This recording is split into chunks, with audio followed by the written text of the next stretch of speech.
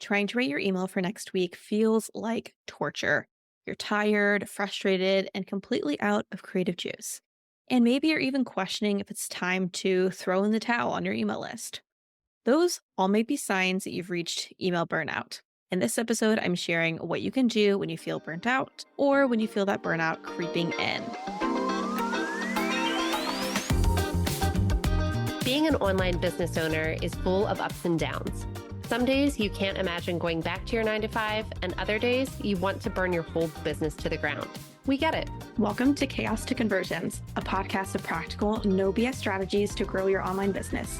Each week, we're chatting about launching, copywriting, mindset, and more, so you can make sense of the chaos and do more of what works. Join the conversation and let's grow together.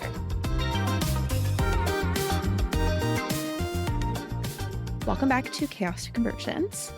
You might think that a lot of the clients I work with really hate writing their emails, but that's actually not usually the case. Most of the time, the clients that I work with have been tackling their emails by themselves for years.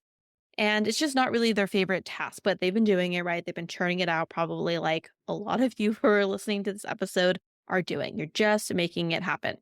For many of them, though, they get to a point where they're kind of reaching that feeling of burnout, or they're getting some of those symptoms, right? Like they're putting the energy into their list and they're always trying to improve it and make it better. And sometimes it even feels like you're working around the clock writing emails, even if it only is taking a few hours a week. It's just frustrating and it feels hard. It might even feel like you're doing everything to avoid it, right? To avoid writing. That's kind of where I come in a lot of these situations when they reach out is they're like, I just want to pass this off and I want to know it's going to get done and get done correctly.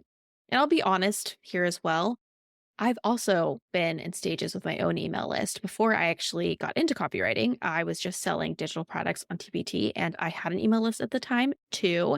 And I also went through phases where it felt easy-ish. And then I had other times where I avoided it like the plague. So I totally get it.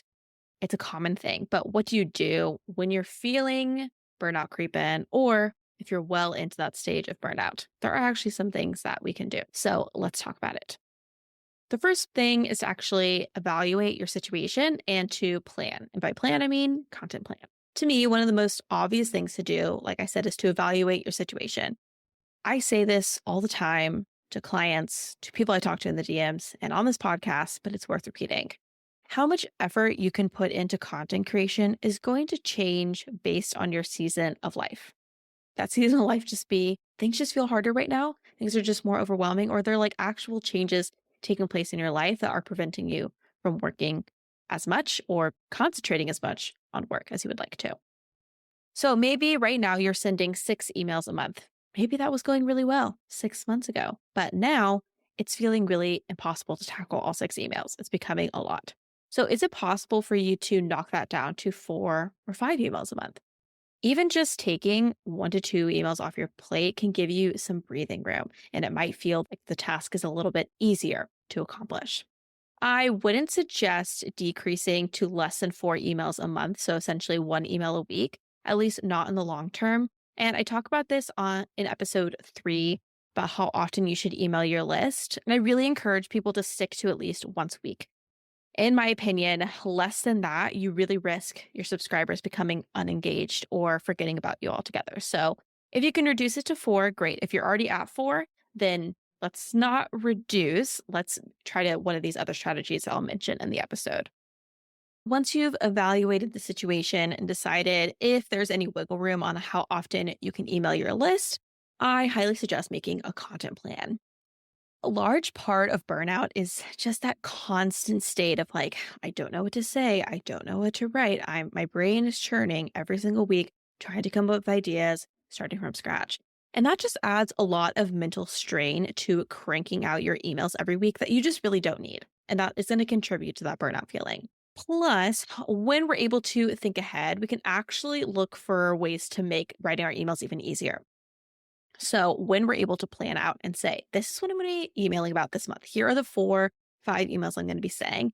We have opportunities to repurpose our content. So maybe there was an email that you wrote last year that you can reuse, touch up, improve.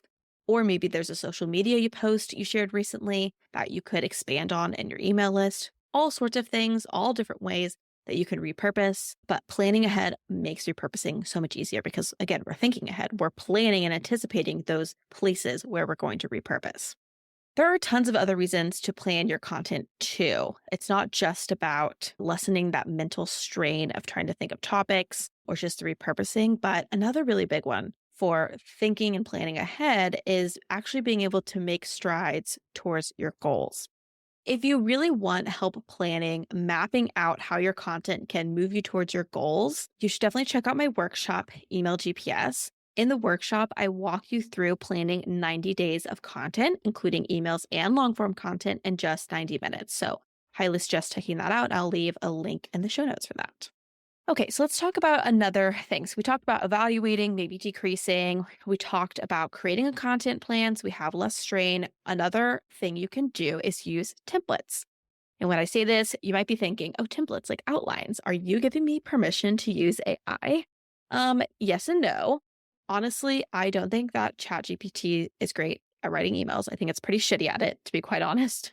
But I do think ChatGPT can be really good at writing outlines. It can be really good at feeding it a paragraph and like making the paragraph better or expanding on it more. So if you just want a boost in productivity and that's enough for you to like curb some of that burnout, then great. Use ChatGPT to like take out some of the stress. But it doesn't write really great quality emails. So that's kind of my take on that. When I say templates, what I really mean is like fill in the blank templates. So you might have seen ads before. Get them every once in a while where it's like, get my 52 email template bundle. I don't know. And you can buy them and get a bunch of templates. If you've ever participated in a bundle before, you've done like an affiliate program, you've probably also been given email templates or swipes that you can use to promote the event or the course. So that's kind of what I mean by templates, where you are getting a piece of copy that's already written for you and you're filling it in with your information, you're personalizing it, you're adding in your own voice. And it just makes it a lot easier, especially if part of your burnout. It's just like not knowing where to start with writing or not knowing what to say in the email. Templates can be a great option. They can be a big time saver. I do sell templates on my site shop, and I'll put a link in the show notes for that. They are just fill in the blank. I like highlight the area where you'll insert the information.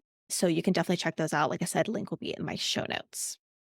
A big thing that I encourage with templates, and I mentioned this a couple seconds ago, is to make it sound like you.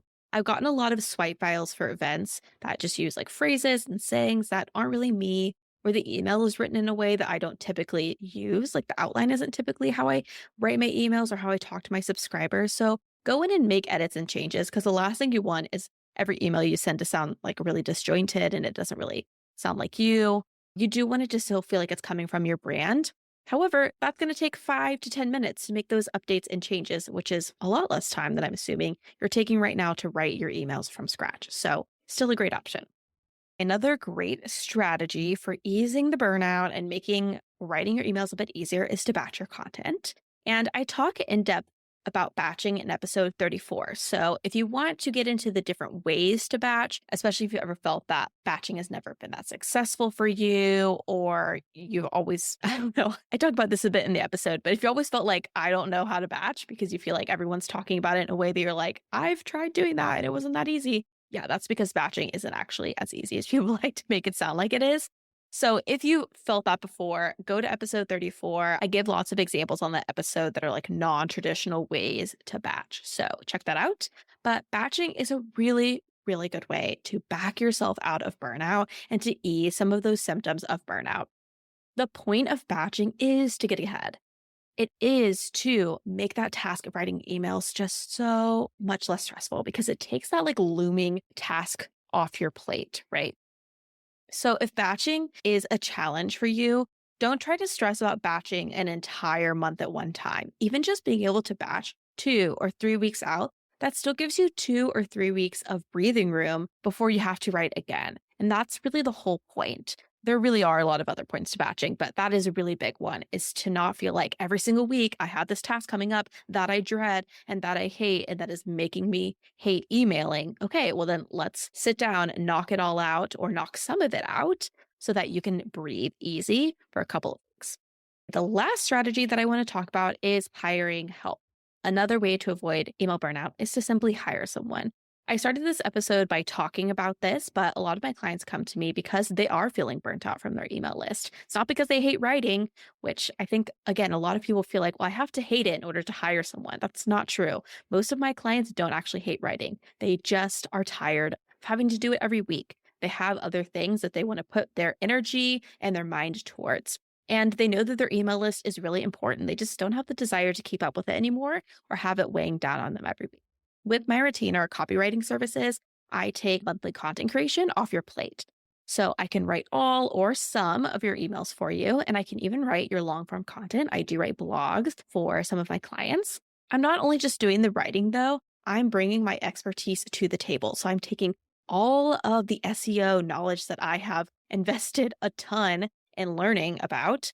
I'm bringing that to your blogs. And I've taken all of the time and money that I've invested in copywriting courses and learning from experts, and I'm putting that into your email. So I'm using proven copywriting strategies to boost your sales, to nurture your audience, and to help you reach your business goals.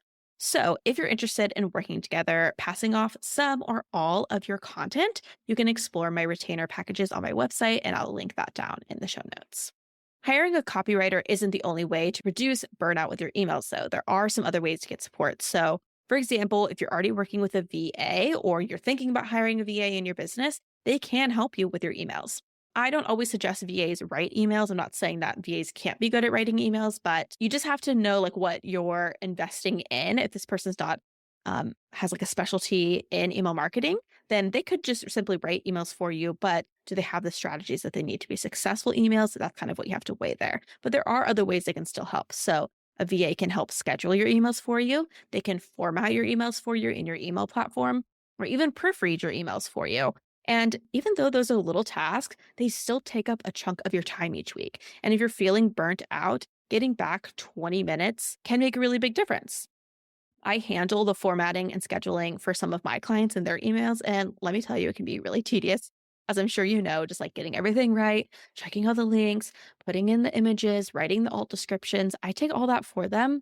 And I'm happy to do it because I know that it's tedious work. And so it can just feel really nice to know not only did someone write my emails for me, but now they're also just scheduled and formatted. I don't have to do a damn thing. What a nice feeling. So even if you are writing, again, your own emails, having that VA step in on the other side of things and say, here's my email. Can you just proofread it, put it into my platform for me, check all the links and make sure everything's good to go so I can just walk away after I'm done writing. That can also just be a really good stress reliever. So to recap, if you're feeling burnt out from writing your emails and keeping up with your email list, there are some things you can do. Start by evaluating your situation, see if you can reduce the number of emails that you're writing each month. Create a content plan so you can think ahead and look for opportunities to repurpose your content. Use templates to actually reduce how much time you're spending writing. Batch your content so you can actually like rest between the times that you're writing. You don't feel like you're keeping up with it every single week. And of course, hire help so someone else can take it off your plate and you can focus your energy towards the things you really love and that need your time and your brain. Thanks so much for joining the conversation today. If you want to learn more about how we can work together on email marketing, launch copy, or content planning, head to therelevantcollective.com. I'll meet you back here next Tuesday for more practical strategies to take your business from chaos to conversions.